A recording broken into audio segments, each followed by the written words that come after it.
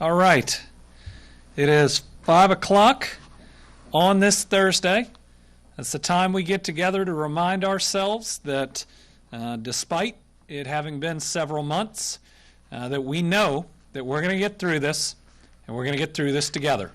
So, like every day, say it with me, because every day becomes even more important that we are resolved to do what it takes. We're going to get through this. We're going to get through this together. One last time, we're going to get through this. We're going to get through this together. We're going to get through this together because we are proving that we are a great generation, that we are committed. That when people write the history about this point in time, they say not just the people of America, but specifically the people of Kentucky came together, did what it took, protected one another, and took on a global pandemic better than we have ever seen anybody do it. They're going to say that we didn't just have many of those traits of the greatest generation, which was the work ethic and the faithful commitment, but we had our own traits of kindness, of compassion, and even of creativity. I know as folks have been cooped up, they found different and new ways to express themselves. I've appreciated some of the cups that people have sent me, and people continue to make fun of my snafu on Malik Tupac Shakur. And so today I just want to say I appreciate the actual state seal that you sent. But given that one of our callings here is to stay healthy at home and to be healthy at work, these types of things, when you're having fun with it, that are a way to express yourself, are something that I want to make sure that we celebrate as well.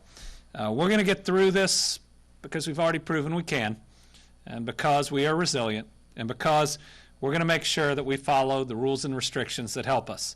So we're going to start with the healthy at work rules, because we've talked so much about the healthy at home. And we put these up and we talk about them because you've proven that you can be healthy at home. You've proven that we can do this better than just about anybody, which gives me faith. Faith in mankind, in addition to my faith in God, that we can make these a part of our normal everyday lives to protect one another. So I want to talk today about closing common areas at work.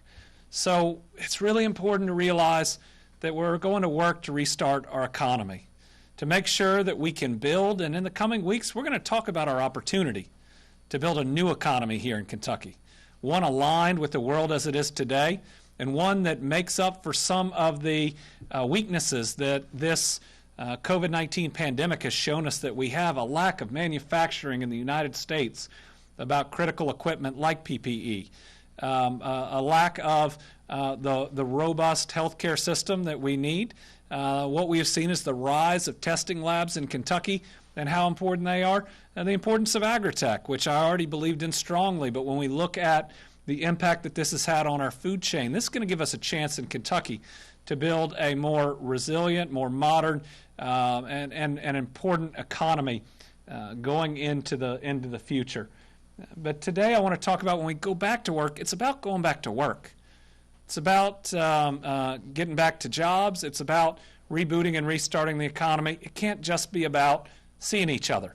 And so this concept of closing common areas, of no waiting rooms, of making sure we don't have places where people congregate in the office is really important. You know, when we looked at that CDC graph about the choir, we saw what happens when you get together in one area. So to pick on a choir, this could be a pool, this could be a large meeting room. It just shows you how quickly it can jump between people. So closing those common areas is one of the only reasons we can go back to work in the middle of a pandemic. So if you are an employee or if you are an employer, please look at doing that. I also want to say I heard today, at least in one community, that people at different places of work might not be doing what they need to, which is wearing masks. And there was even social pressure on people and making fun of them if they were wearing a mask. Folks, if we want to make sure this economy moves forward and we don't have to pause it, every major health expert in America is now saying you need to make one of these. We are not smarter than all of the health experts. They know what they're talking about with communicable diseases. And us pressuring someone else to do something that could protect them or potentially keep them from spreading it to somebody else, let's not be that person. Let's not be the exception to the rule. If you want to have a safe workforce that your employees have comfort in, and as do customers, let's follow these rules. Let's do what it takes. I want this to work. I really do. Healthy at Home has worked. It saved tens of thousands of lives. Let's not squander it. Let's do this right. Let's be a really good neighbor. And remember, if you're in a workplace making fun of somebody for wearing a mask, you're not being a very good neighbor. You know somewhere deep down that this could help them. So let's encourage each other to do the right things and not the wrong things. We talk about the rules that help us. We also have the census. Now, in good news, we're back up to 13th place in the census. Remember, it just takes a couple minutes to do. So we're sitting there right now in 13. We have passed Connecticut again. You know, I had to witness at least a couple of national championship games that did not work out the right way with Connecticut. Let's make sure we beat them in the census. Let's make sure that we get the dollars that this state needs. And I also just want to point out, when you look at the rankings by counties, we've had some that have made a really big jump. Bullitt County being one that is now almost 74.3% of its citizens having responded. I think the city of Hillview, it's over 75%.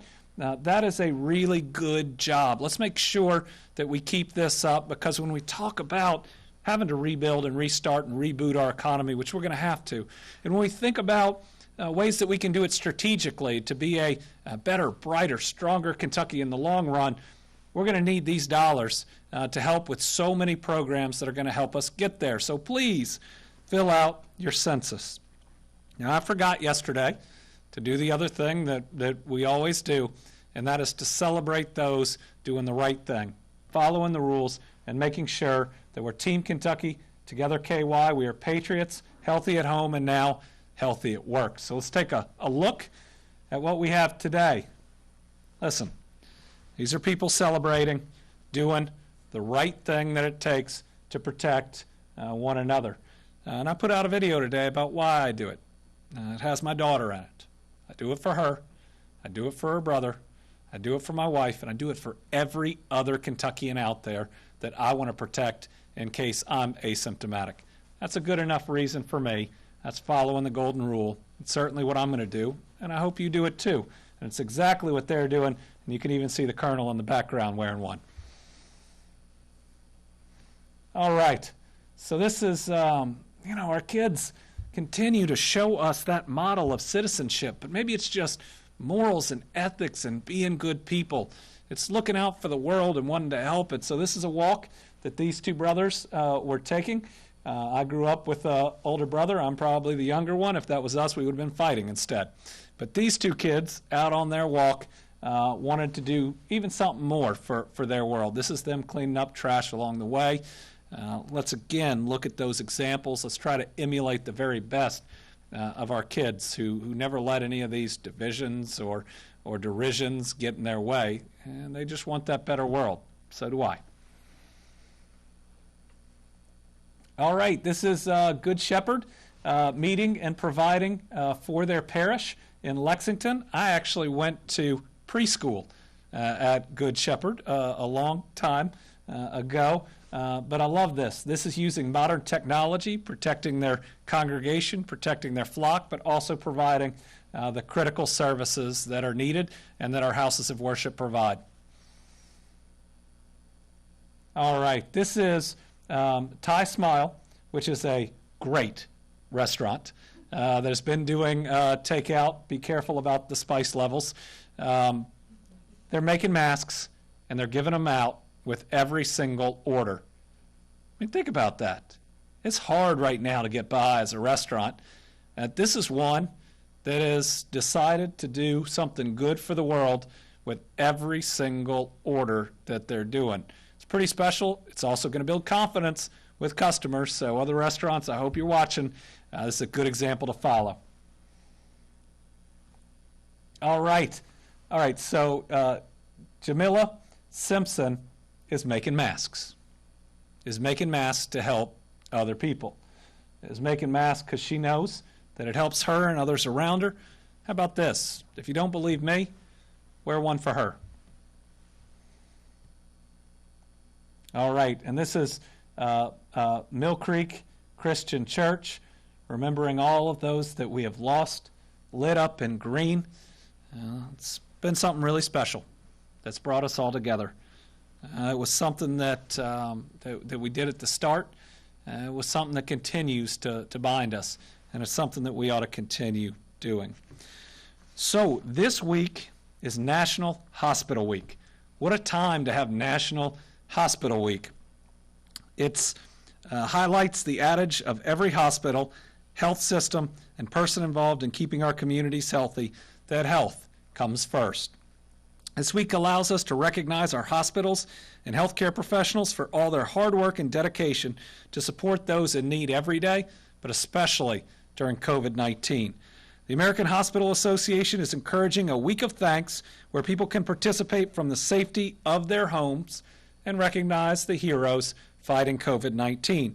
Show your support with hashtag Hospital Week and send out your messages to those that are working so hard for us. So today, Virginia, I would like for you to teach us thank you, hospitals. Thank you, hospitals. Thank you, hospitals. And thank you, Virginia. All right, I'm going to start with a couple pieces of news, and then we're going to get to our numbers. The first is that we are moving up just by a couple of days when Kentuckians can get together with gatherings of 10 people or less. We're moving that up to the Friday before Labor Day. That's the 22nd, I believe. We currently had it at the 25th. We realize that people are making plans for Memorial Day. And I trust that we can do this right, that we can do this safely, and I'd much rather get out there with some good guidance and rules if a number of people are going to do this anyways, and encourage you to do it well. Our guidance for this is up on our website, and please, if you're going to have people over, follow it and do it. It'll help protect you during this. Here's a couple of points that are really important. Hold the gathering outside whenever possible. If you think about a picnic, spreading those blankets out to where they are 6 feet apart from each other, you can still see each other, you can still talk, and you're outside.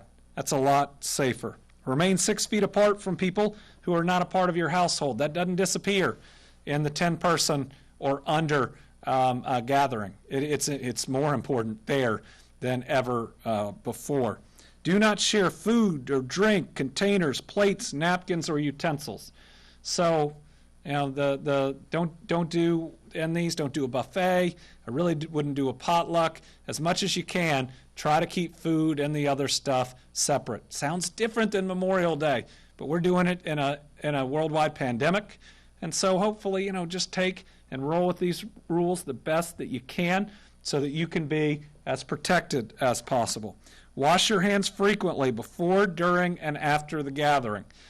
Make sure everybody else does too. During it, avoid touching your eyes, nose, or mouth. There are just more people and more contacts around you. So the more that you think about that, the better. And if you'll be closer than 6 feet to somebody outside your household at any point, wear the mask. And that may just be if you're going to go through, if you're going to go get some different things, wear it. And then when you sit down, you know, you can take it off. The other things that are important is if you're in the high-risk area, over 65 with heart, lung, or kidney disease, don't do this. It's not safe for you to get together with the 10 people or less gathering. That's not fair, but the virus isn't either, and we know how deadly it is to those that have these pre-existing conditions, especially to those in those age groups. And then it's important to do the best you can to keep your kids socially distanced with other kids that are going to be there. So think ahead about the games that you can play. With my kids, it won't be basketball, it'll be laser tag, which I think they have. Ways that they can be far enough apart, still be having fun. So just plan ahead. Be smart. know that this is out there, and then just try to do the very best you can following all these rules. I trust you. You've done a really good job thus far. Just be really thoughtful in how you do it and how you go about it. That day, May 22nd, is also when we're going to let the travel ban expire.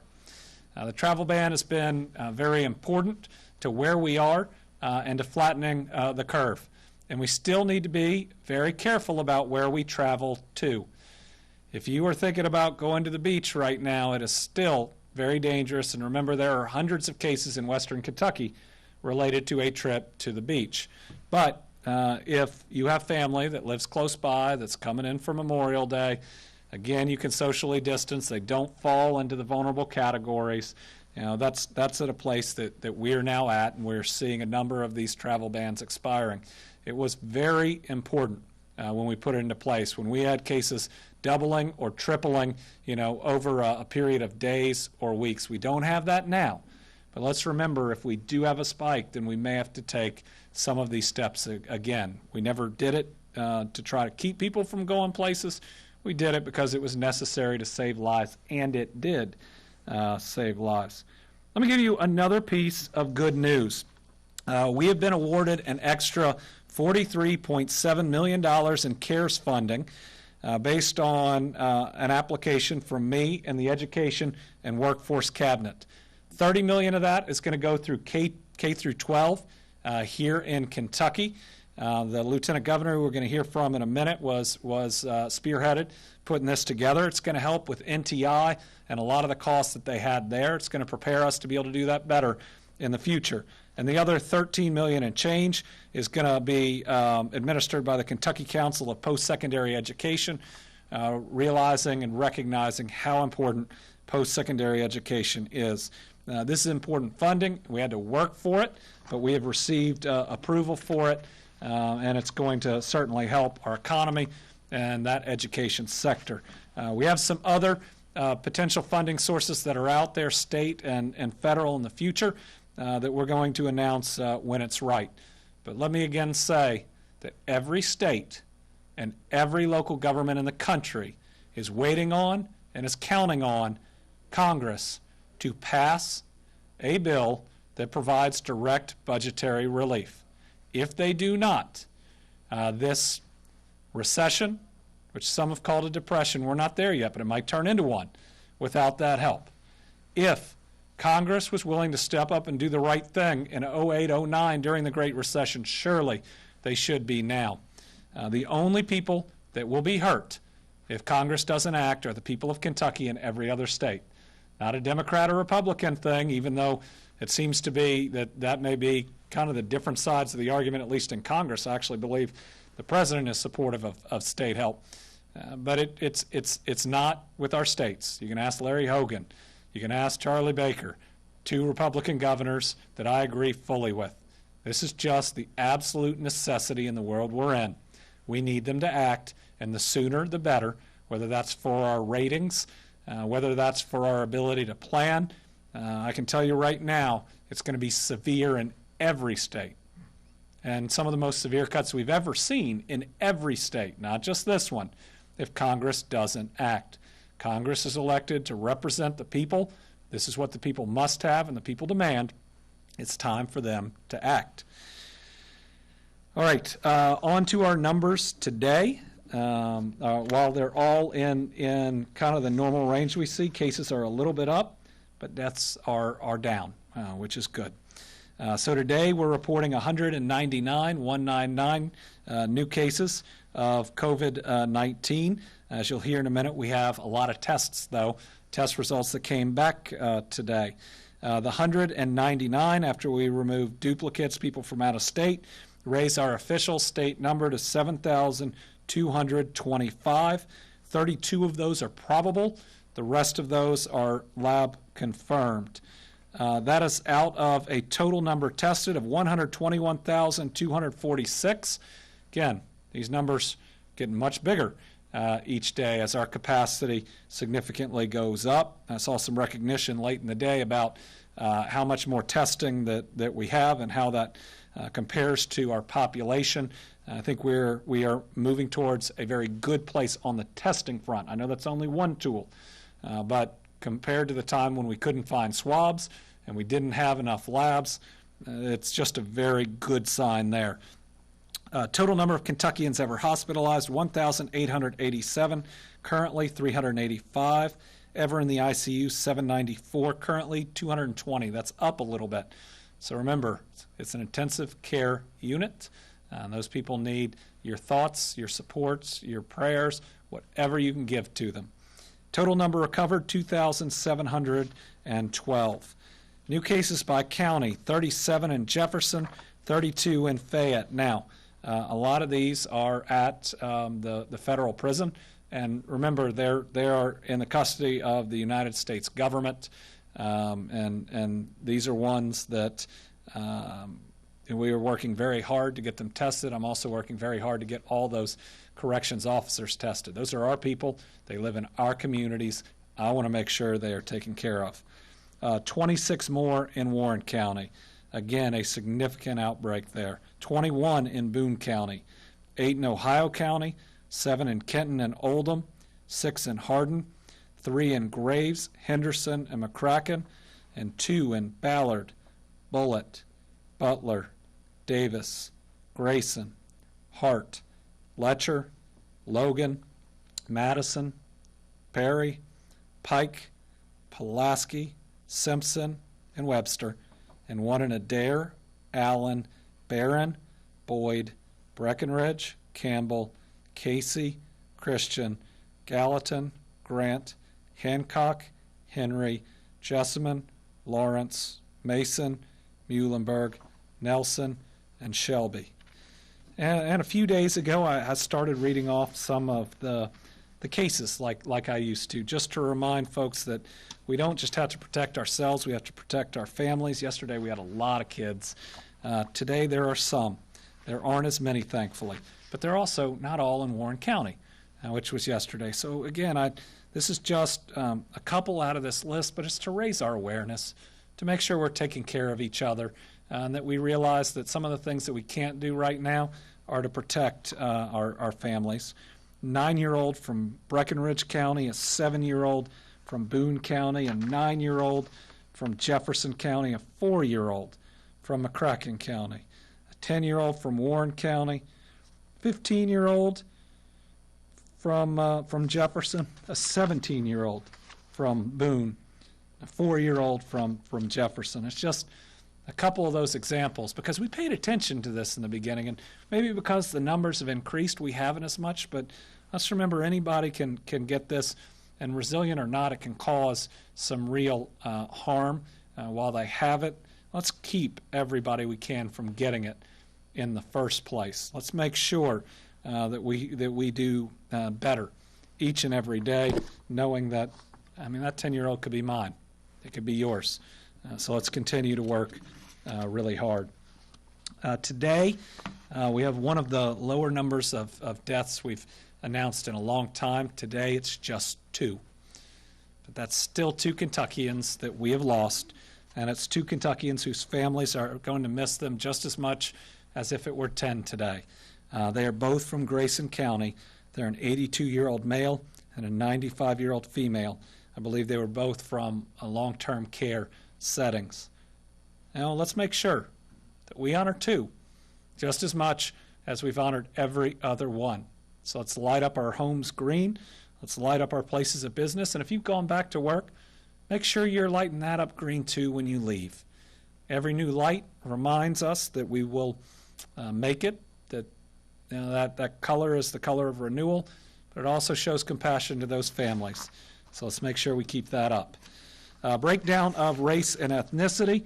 Overall cases on race, 73.61% white, 14.71% black or African American, about 6% Asian, and 5% multiracial.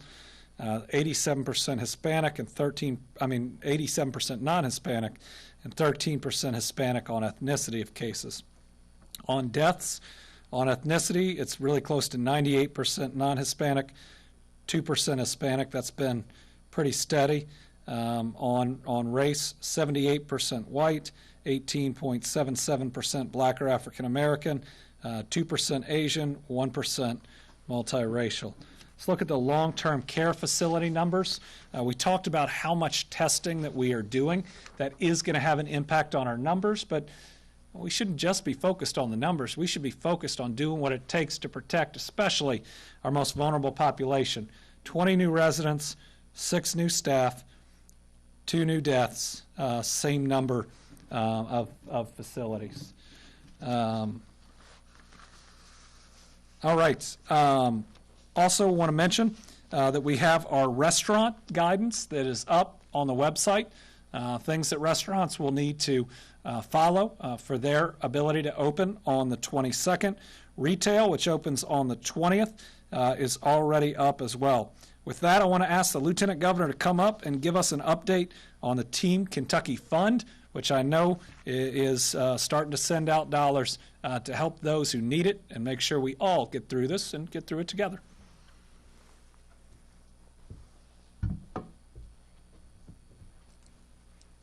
Thank you, Governor, and good evening, Team Kentucky. I came to you with some good news today about the Team Kentucky Fund, and hopefully am able to answer some very basic questions for both potential applicants and donors as we move forward with the Team Kentucky Fund. So first of all, the Team Kentucky application will be live tomorrow at 8 a.m. and people can begin completing those applications. It will be available to you online there at teamkyfund.ky.gov. So that is teamkyfund.ky.gov. So the first question is who qualifies?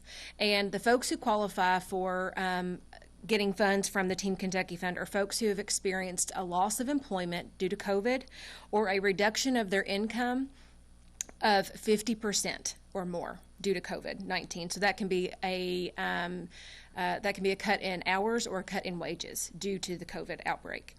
The assistance will be provided in the form of vouchers, and those vouchers can be used to pay for rent, mortgage, electricity, gas, water, food, and groceries.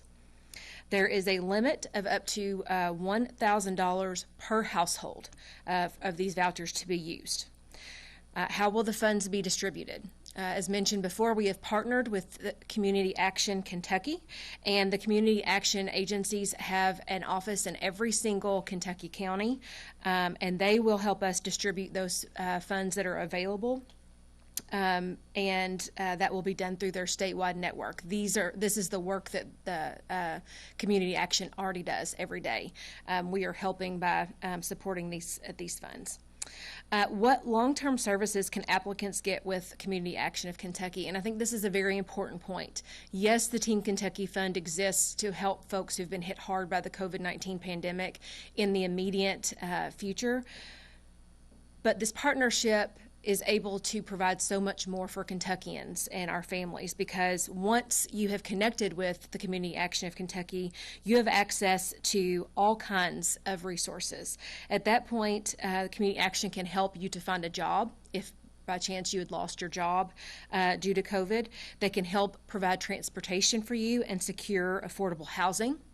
They can help lower your energy cost and provide support for seniors and food security, even early childhood services, parenting classes, health screenings, and nutritional programs. So the Team Kentucky Fund is integral to today, but our partnership with Community Action will continue to pay dividends for folks down the road. Because of the generosity of Team Kentucky, we currently have over $3 million in the Team Kentucky Fund. This money will go directly to every Kentuckian that applies that has been financially impacted by COVID-19. If you can give, then I hope that you will join me by visiting donate.ky.gov to give today. If you do give to the Team Kentucky Fund, your donation is tax deductible and 100% of the proceeds go directly to Kentuckians. Again, you can find the application if you are interested in applying to receive resources at teamkyfund.ky.gov. Thank you.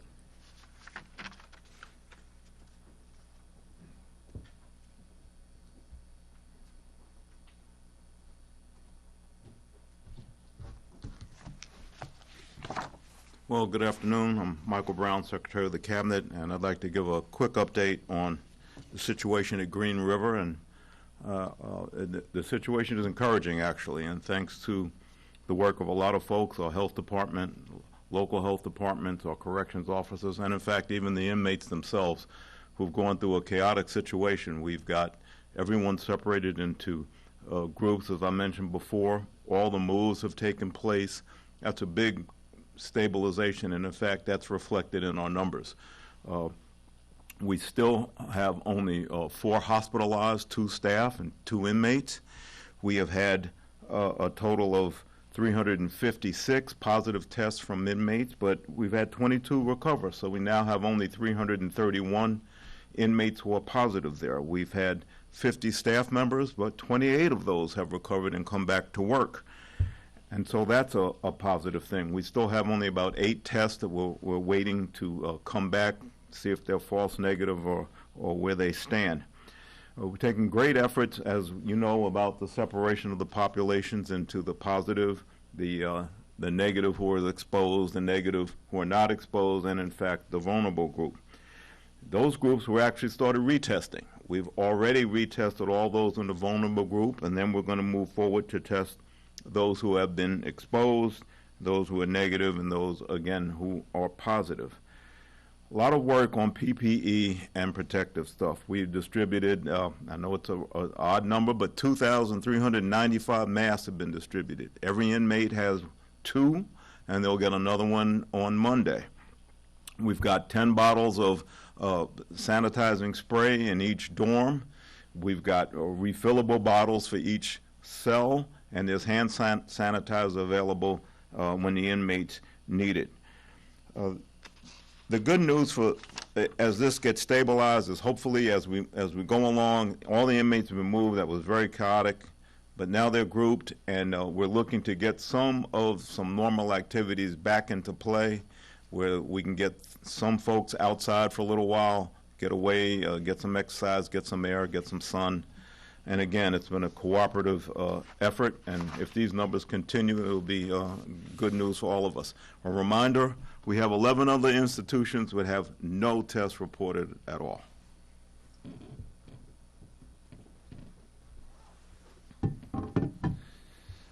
A very quick update on unemployment insurance, and then we'll have more in depth in the days to come.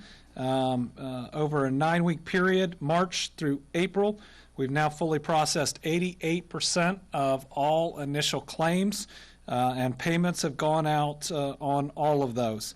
I know that still leaves 12%, some of which are going to have complications in their claim. You know, this is the federal government that sets the rules and the hoops we have to jump through, that says if you check a wrong box, then it's going to take time to fix it. Says if your employer contests it, that we got to go through a big, long process. There's nothing we can do to change that, but we can and we will work with you. I will say we compare favorably with some other states. I think Florida's received 1 million claims and paid out 479,000, so significantly less than our 88%. I think Arizona is pretty close to that too, and others. But if you haven't been helped yet, I take responsibility. We will work faster. We will do more. And in the future, we ought to have better customer service than we've had. We all realize that, and it's our job to do better. Not going to run from it. Going to learn from it, and hopefully we'll treat everybody better and make sure that we can do this faster, though we will never, ever, ever in our lifetime face this amount of claims ever again. But through going through it, I hope we realize that we can't starve this system. We can't leave the next administration like we had it with just a tiny number of people, that this has got to be a healthy area of state government that is ready and able to step up when needed. Finally, want to mention testing. Testing is critically important. If we're going to do this safely, we now have the capacity to test more than what the White House suggests that we need to test every month to successfully reopen our economy in our slow, gradual, safe way. But to do that, we need you to sign up. Kroger testing, let's start with. It is open to everyone, meaning if you are in any of these areas, you need to get a test. Our locations starting on Tuesday are Graves County, Madison County, and Ohio County. Graves and Ohio have had a significant number of cases. Just because you think a number of them are in the long-term care facility, they had to get in there, and they can come out of that facility too. So make sure that you get a test. I want to fill up every single one of the 1,200 slots in Graves and Ohio and Madison as well. Jefferson, we continue to be there. We've got a number of cases in Jefferson. It's our largest county, and by a significant degree, we want to make sure we fill up every slot there too. The more we do this, the more testing we have, the safer you are, and the more we know what we're able to reopen, because we know how many folks out there have it but aren't showing the signs. I will say that the data we've gotten from this for the general population is encouraging. And it's one of the reasons we were able to put dates on a number of phase 2 things that we previously hadn't. Now, we got locations all over the state for this week and for next. It's not just Kroger, it's also Walmart, it's Walgreens, it's so many labs teaming up with our local health departments. It's our hospitals, Murray Callaway, Pikeville Medical Center, and many others. No excuse anymore. No matter where you are in the Commonwealth, there's one pretty close to you. Let's make sure that we get people tested. We got the opportunity to get up close to, even up to, past the 88,000 we want per month. I think we have an opportunity to get to about 150,000 during each month. That'll make us all a whole lot safer. I love seeing this. If I can just have a candid moment. There were moments in time when people really needed tests and we just didn't have them. That's where, this in a totally new virus, it's where we were. And then we were at a place where you couldn't get enough swabs. And we didn't have a big lab sitting in our backyard. But look at where we are today, with 3 labs that can now kick out between them enough capacity to meet what the White House says and we need, and then even more. And then I remember when everybody in my office was on the phone chasing down leads for PPE. I called it Charlie Brown, trying to kick the football again, and Lucy always pulling it out because none of them came through. Now we have enough PPE for the self-administered tests, especially to do this. This is the resourcefulness of Kentuckians, and now look at how many people are willing to do it too. And this is really a state coming together in an incredible way, and I will tell you, a month ago, sitting in my office, this is something that I would have prayed for, but seeing it up here is pretty special. And I know that we in state government did some work, but I know a whole lot of other people, hospital systems, individuals, and others are how this happened. Our story in Kentucky, I don't know if that'll be told when we look back at all this, but our story in Kentucky will be that we protected each other. Everything from social distancing to the testing, to our partnerships, to how we'll do the contact tracing. It'll be that we protected each other during this. Kentuckians, for Kentuckians. All right, let's move to questions. We have 4 journalists with us. We have Karen Czar, who celebrated a birthday this week. We have Stu Johnson. I won't tell them which birthday. I also don't know. We have Sarah Ladd, and we have Mike Valente. And then I have some questions right here as well. Let's start with Mike. Can you walk through your rationale and why you feel comfortable specifically moving up the date for the gatherings of 10 people or less and letting the travel ban expire on May 22nd? Is there something you're seeing in the data? The question is, why do I feel comfortable moving the gatherings of 10 people or less up 3 days and separately letting the travel ban expire? So I've got to live in the real world just like everybody else. And moving the travel day up 3 days when right now it's the Monday of Memorial Day, I understand what people are going to want to do. And my job is to try to get the best results, right? And it's a pretty simple equation what the best results are. It's the restrictions that people are willing to live with and follow, and then the maximum number of people that are willing to do that. And so, yes, we're always tinkering a little bit to try to get it right. Because remember, this is a virus where one person doing the wrong thing can spread it to a bunch of people doing the right thing. We do see I see very positive signs, and especially the data about the general public, which we see a lot of the Kroger drive-thrus. What I see is that people are good at following the rules and are going to try to do it right. So, with the 3 days, I'm comfortable. That it also gives time, and I'm going to talk about it every day. So I'm now going to talk every day that we have one of these. I'm going to talk about how to safely bring 10 people together and hope by that Friday that we are ready to do it right, and please do it right. The travel ban is a little different.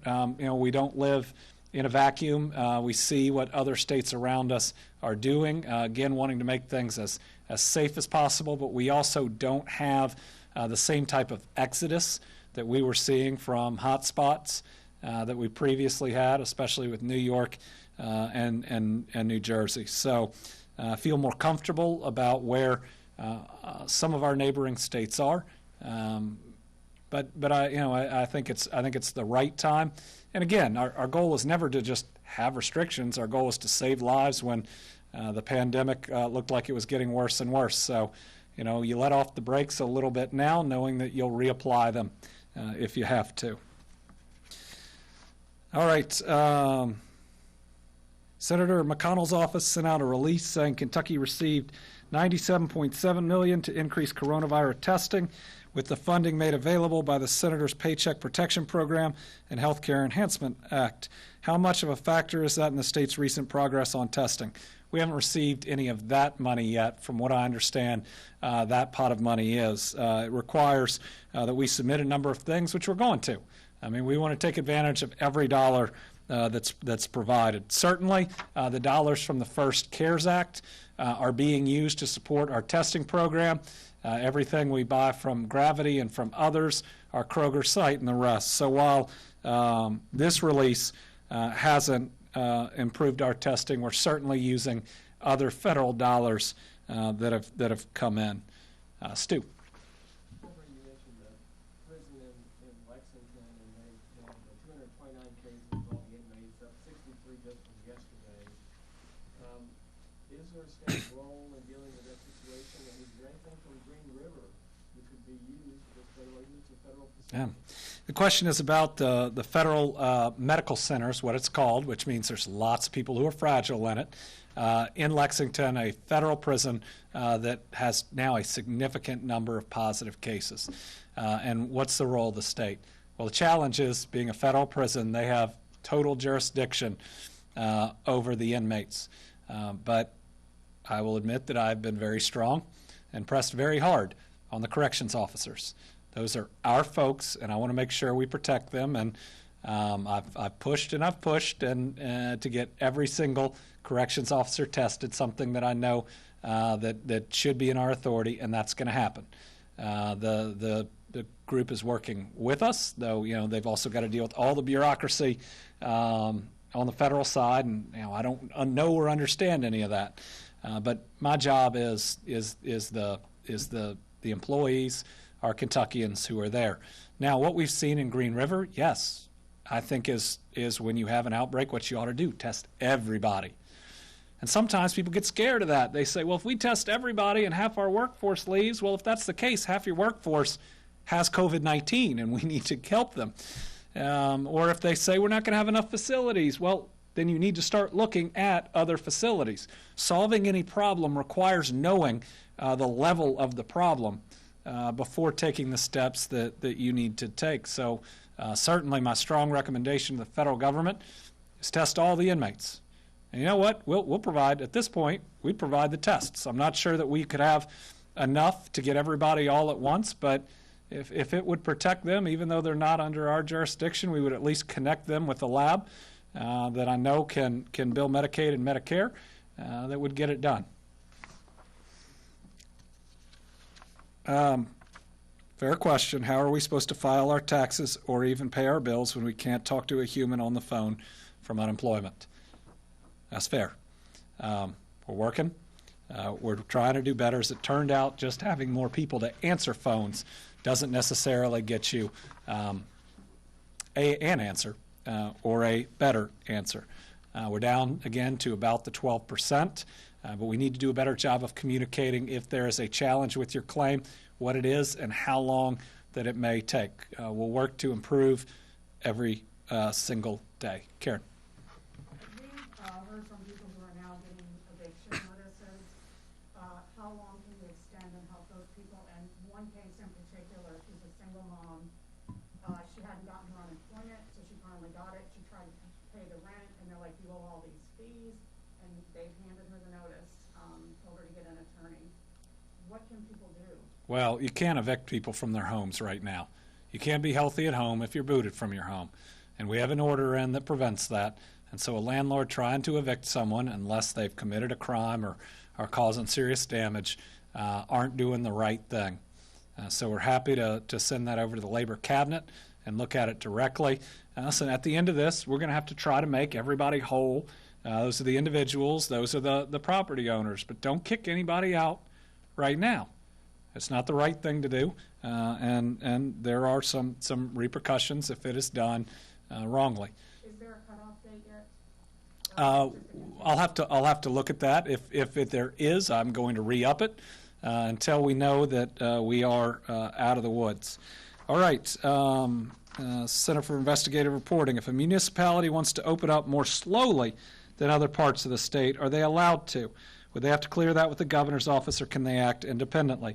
If there is an area that is suffering from a significant outbreak and they want to open up more slowly, that's something we absolutely want to talk to them about. Those specific challenges, we want to make sure that we would recognize and work with any of those individuals. We haven't had any of those requests. We have had some requests on the other side, but again, this virus doesn't know county lines. One person traveling from one place to another can cause an outbreak, and an outbreak can happen really swiftly in different areas. We have a good schedule. We have a schedule that, while being slower than the most aggressive, which I don't want to be the most aggressive, that's the most risk, it is faster than a lot of others, and I think it's starting to be recognized as the type of plan that mitigates our risk to the extent we can, while at the same time reinvigorating our economy. And we just got to know that the states that are going to come out of this with the strongest economies aren't the ones that push fastest. They're going to be the ones that do it the smartest and don't have to shut down. Sarah. Yes. Do you have any concerns or thoughts about Jefferson County only having one in-person voting location for the primary? So the question is on Jefferson County and having only one voting location. In an ideal world, we would have more. I know one issue there, and I was advised of it today, is that there are over 70 different types of ballots that Jefferson County has. So I used to live in a sixth-class city there called Riverwood. And during elections, we'd have to elect our commissioners, which are the people that volunteered for punishment. But with that number of ballots, I know that they have a real challenge on how they would distribute those and how they would do it. So my goal is to work with them. I know the Secretary of State is to try to make it as easy as they can. Now, when the portal is available for absentee voting for the rest of the state, I know Jefferson County is a little bit ahead. I'm going to talk about it every day because every Kentuckian should vote absentee in this election. It is the safest way. We want to make sure that we get as many people doing it. It'll mean they don't have to take a trip anywhere at all. I believe the postage is going to be paid for, and we want to try to make that available as well to people that don't have some of the same resources as others. I want to make sure that the zip code you live in doesn't prevent you from voting absentee. That's why the postcard will come to you, and we'll have to do some education around that as well. In an ideal non-COVID world, there would be multiple, but I do want to recognize the challenges that are there. And I want to get everybody to vote absentee. It's the safest way. And I bet at the end of the day, when we look back at the amount of participation in this primary, it'll be really interesting because it's more similar to a vote by mail, though it's not. It'll be really interesting to look at the numbers of participation versus some other primaries. All right, as more businesses begin to reopen, what happens if an employee does not want to go back to work because they're making more money on unemployment? You know, I've heard this from a couple of circles, but the extra unemployment during COVID-19 is something that we all should support. I mean, these are families that are struggling. Typically, you don't get your full amount. You just get a certain percentage. And this is a time when people are struggling just to get by. I don't think we are going to see this as an issue. I think there's certainly going to be a lot of people out there that can fill those jobs, and I think people are ready to get back to work as long as it can be done safely. But now let's not open a place of work, not do the safety things, and try to blame it on the amount of unemployment. Create a clean, safe work environment, and I know Kentuckians will be ready, will fill it up, and will be so productive. President Trump keeps saying that he believes there's a pent-up demand, suggesting that once restrictions are loosened, people will get out there, spend money, contribute to the economy. Do you share that belief?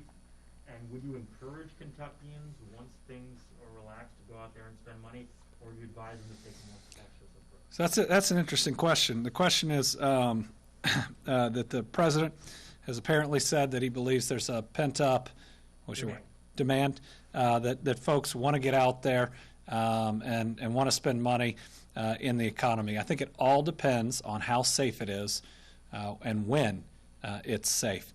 So certainly, I believe that the hit our economy is taking is temporary. Now, we might not be able to get back to where the economy was right before it for some period of time, but I tell you what, I mean, the day after that vaccine comes out, it's been proven safe and you get it, I think people are going to be out spending their money in lots of different ways. I mean, that's going to be a heck of a day that I look forward to. And folks, it's coming. We can't tell you when, but it's coming. And we're going to be all right when we ultimately get through this. I think I used to say that a lot. We are. It's just a slog to get there, but we're going to be all right. So certainly, when we're at that point, I see that. Until then, we got to be smart for people to have the confidence to do that. We got to have the right rules in place. Certainly, I'm telling you, the more people that wear masks in a facility, the more people that are going to go to it because they feel safer. The more that we are able to do healthy at work in that slow, gradual way, and we don't see an increase in cases, the more people are going to feel good about getting out and spending their dollars. How well we do it will depend on how fast the economy comes back, not how quickly we open things up, but how well we do it, because you're already seeing in some states there's openings, but there's not people going to them because they don't have the confidence in its safety. We're going to do this safely. The Jeffersontown City Council has sent me a letter strongly urging that at the conclusion of Phase 1 of the reopening, that I broadly reopen the economy to include virtually all businesses and civic activities. Well, I haven't received this letter, and I don't know if they have a Department of Public Health that's advising them, but I do. And I will tell you that wouldn't be safe. It wouldn't follow the White House's guidelines.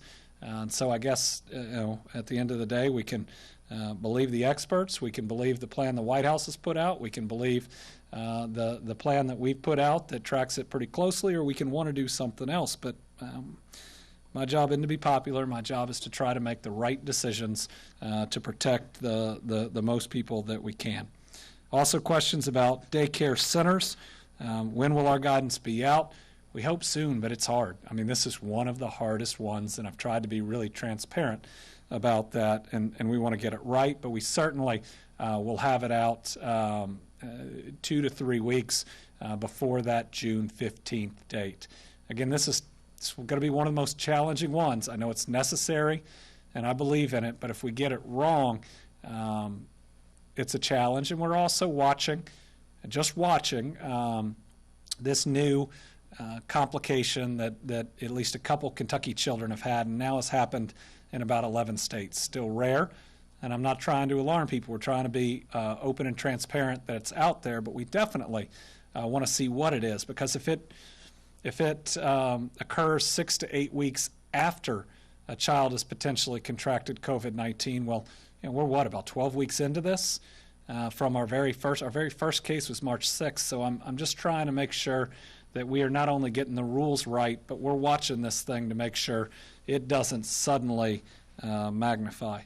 Where were we, Stu? I have a good friend who was tested for COVID recently. He and his wife both, she had been exposed to some of the disease. Thankfully, it came back negative. But he asked me, what about 2, 3 weeks, 4 weeks after you be retested? So a friend of Stu's believed that they were exposed to someone with COVID-19 and went to get tested, and they tested negative. Again, even if you're around somebody, if people are doing what they should, wearing masks, you're not touching your hands and face, you're using hand sanitizer, those are can be really effective ways. But the question is, should they get tested again in a period of time? Yes. Now that it's available, now that they can, I'd suggest in about 2 weeks, 10 days, they do it again. The timing that you get tested can have an impact on the result. They should feel good. They should take precautions. But yes, I would get another test. And depending on how long this is going, people getting periodic tests is a smart thing. Just because I'm negative today doesn't mean I can't contract it from someone tomorrow. It's not meant to be scary. It's just to get us on a schedule and for us to be vigilant. I mean, if you think about it, we're supposed to go in for a physical once a year, and some of us do that, and some of us do it, once every couple years. But thinking about that as we move forward in this is a smart approach. I think you asked the same question I got from Philip. So yes, Karen. I'm doing a story with a few parents, mostly with younger children who have gone back to work, and the kids are dealing with some pretty extreme separation anxiety after doing 8 weeks that don't go out, don't go out, don't go out. Yeah. Some of them have more resources than others. Do you have any suggestions, resources that you can point them to? That's a really good point. It's a question about kids whose parents are going back to work after we've been saying, don't go out, stay healthy at home, and suffering from the anxiety of that. And we really have to recognize that. And we have to recognize our own anxiety, not just having been at home, but now going out and being around other people. I sometimes wonder, are we ever going to be the same around crowds? I mean, I think less than 2 years ago, I was in a crowd of 10,000 people outside of this Capitol, and admittedly very happy about it. I mean, how are we going to feel and react, and what is our world as we move forward from this? We can and will, and I'm looking at Eric Freelander back there, put together some materials for kids, and we'll get them up on our website as well. Let's make sure, and I want to make sure that we get the professionals that can communicate that best. I know one of the earliest videos we did for little kids about the coronavirus was really helpful, and admittedly we've fallen out of practice a little bit on that. Now we're going back to Healthy at Work. That's a really good reminder that we should do that. Sarah. Yeah, so we've heard from some businesses that are unclear about where they fall, what category they fall under, particularly entertainment venues and bowling alleys. So could you kind of explain those two? That's a good question. So entertainment venues, it would depend on the type. We still haven't gotten to bowling alleys, though that's certainly phase 2. Let us figure out where that falls in. A bowling alley that does the right type of sanitation, that separates out on lanes, that follows everything we do for food service at the right time and with the right guidance could operate, we believe, safely. Now, it's a lot of cleaning, but it's cleaning that can be done. If you want to provide us some of those examples, we need that, and because it's hard to think through and to hit all of them. But I do like that businesses are asking that because they're looking for the type of guidance that they should follow. And what we've seen, and it's just there are a couple of exceptions, but we see people wanting to do this right. And I've talked about how I've never been prouder to be Kentucky's governor, in all of these steps, and sure, there's disagreement sometimes and there's anxiety, but in all these steps, people really seem to want to do the right thing, and that's just so important going forward. So let me close with the fact that I'm proud of Kentuckians. We wouldn't be where we are. We wouldn't be with the testing capacity we have. We wouldn't be in the process of safely and gradually reopening without the hard work, the dedication, but also the kindness and compassion of so many that are out there. Remember that while we're getting closer to the light at the end of the tunnel, there's still longer to go, and I think I was reminded today that there's still people out there that are suffering, not just economically, we talk about that every day, but emotionally.